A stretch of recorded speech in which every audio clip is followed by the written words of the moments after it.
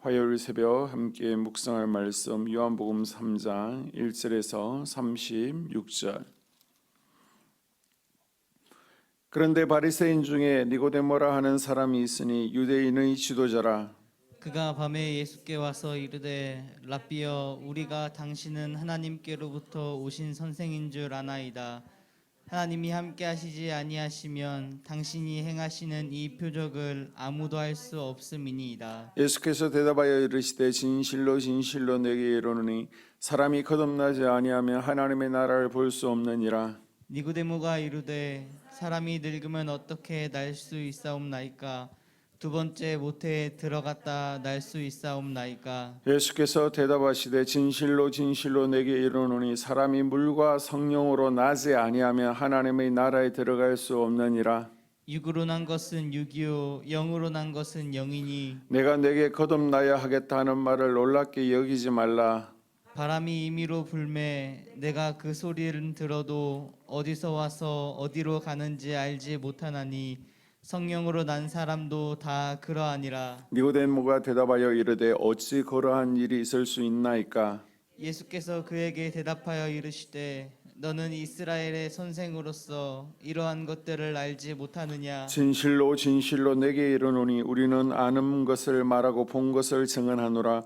그러나 너희가 우리의 증언을 받지 아니하는도다. 내가 땅의 일을 말하여도 너희가 믿지 아니하거든 하물며 하늘의 일을 말하면 어떻게 믿겠느냐? 하늘에서 내려온 자 곧 인자 외에는 하늘에 올라간 자가 없느니라.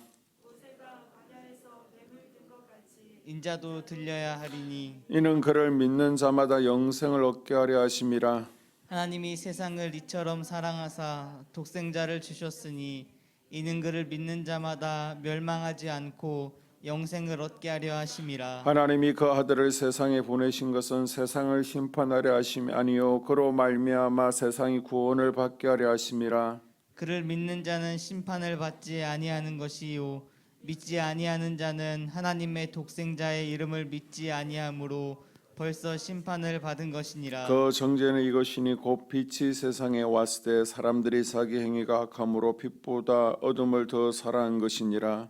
악을 행하는 자마다 빛을 미워하여 빛으로 오지 아니하나니 이는 그 행위가 드러날까 함이요 진리를 따르는 자는 빛으로 오나니 이는 그 행위가 하나님 안에서 행한 것임을 나타내려 함이라 하시니라. 그 후에 예수께서 제자들과 유대 땅으로 가서 거기 함께 유하시며 세례를 베푸시더라. 요한도 살렘 가까운 에논에서 세례를 베푸니 거기 물이 많음이라. 그러므로 사람들이 와서 세례를 받더라. 요한이 아직 옥에 갇히지 아니하였더라.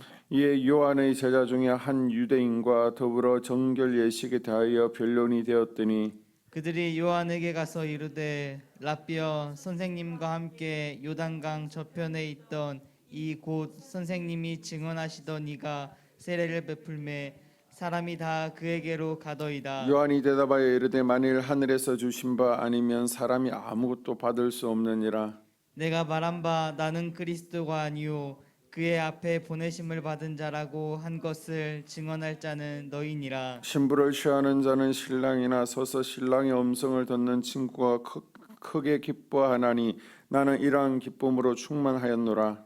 그는 흥하여 하겠고 나는 쇠하여 하리라 하리나. 위로부터 오시는 이는 만물 위에 계시고 땅에서 난 이는 땅에 속하여 땅에 속한 것을 말하느니라. 하늘로부터 오시는 이는 만물 위에 계시나니 그가 친히 보고 들은 것을 증언하되 그의 증언을 받는 자가 없도다. 그의 증언을 받는 자는 하나님이 참되시도다는 것을 인쳤느니라. 하나님이 보내신 이는 하나님의 말씀을 하나니 이는 하나님이 성령을 한량없이 주심이니라. 아버지께서 아들을 사랑하사 만물을 다 그의 손에 주셨으니 아들을 믿는 자에게는 영생이 있고 아들에게 순종하지 아니하는 자는 영생을 보지 못하고 도리어 하나님의 진노가 그 위에 머물러 있느니라. 아멘. 아멘. 요한복음 3장은 두 부분으로 나눌 수 있는데요. 크게 전반부 21절까지는 예수님과 니고데모의 대화가 나오고 있습니다. 그리고 후반부 22절부터는 예수님에 대해서 세례 요한이 예수님이 어떤 분이신지 증거하는 내용이 나오고 있습니다. 마태, 마가, 누가 복음에 비교해서 요한복음에는 대화 형식으로 된 기록들이 많이 나오고 있습니다. 요한은 바리새인 니고데모와 예수님의 만남의 이야기를 대화 형식으로 기록하고 있죠. 니고데모는 유대인의 지도자이자 선생입니다. 바리새인이고 산헤드린 공회원이었습니다.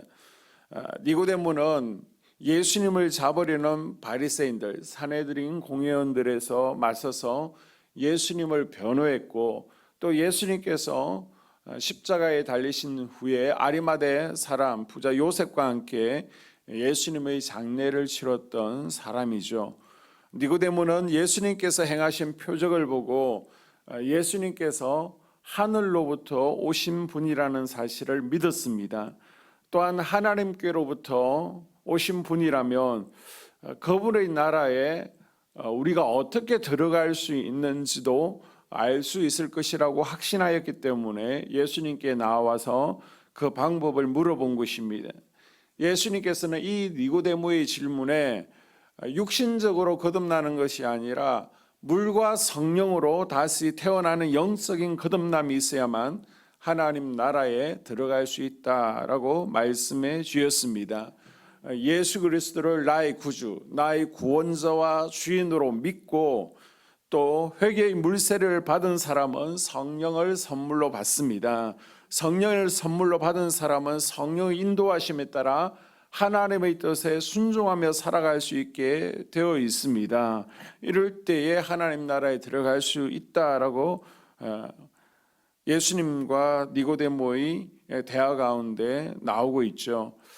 말라기에 하나님께서 우리를 언제 사랑하셨습니까? 어떻게 사랑하셨습니까? 라는 이스라엘 백성들의 질문이 있은지 400년 만에 하나님께서 답을 주십니다. 그 답이 16절입니다. 하나님이 세상을 이처럼 사랑하사 독생자 예수 그리스도를 주셨으니 이는 그를 믿는 자마다 멸망치 않고 영생을 얻게 하려 하심이라. 하나님께서 세상을 사랑하시되 이처럼 사랑하셨다라고 하십니다. 백성들은 언제 우리를 사랑하셨습니까? 라고 질문했는데 하나님께서 400년 만에 이처럼 사랑했다. 여기서 이처럼은요, 하나님께서 독생자 예수 그리스도를 아낌없이 내어주시기까지 사랑하셨다는 말씀입니다. 하나님의 사랑의 깊이가 무한하고 그 넓이가 영원한 것은 하나님께서 사랑의 정표로 예수 그리스도를 우리에게 주셨기 때문입니다. 이것이 우리가 받은 하나님의 사랑입니다. 나는 예수 그리스도를 값으로만 치러야만 살 수 있는 죄인이라는 것, 그리고 예수님께서 자신의 생명을 내어주실 만큼 나를 사랑하신다는 것을 날마다 믿음으로 나아가야 됩니다. 예수님의 사랑으로 인해 죽음에서 생명으로 삶이 전환되는 역사를 날마다 경험할 수 있기를 주님의 이름으로 축복합니다. 자, 22절부터 보게 되면 세례 요한이 예수님을 어떻게 보았는지 설명이 되고 있는데요. 세례 요한이 바라본 예수님의 모습은 6가지입니다. 예수님께서는 세상 죄를 지고 가는 하나님의 어린 양이었습니다. 예수님께서는 나보다 능력이 훨씬 많으신 분, 나는 예수님의 신발끈도 묶기에 부족하니라고 세례 요한은 고백하고 있습니다. 그리고 예수님께서는 공평한 심판으로 타작마당을 정하게 하시는 분이라는 겁니다.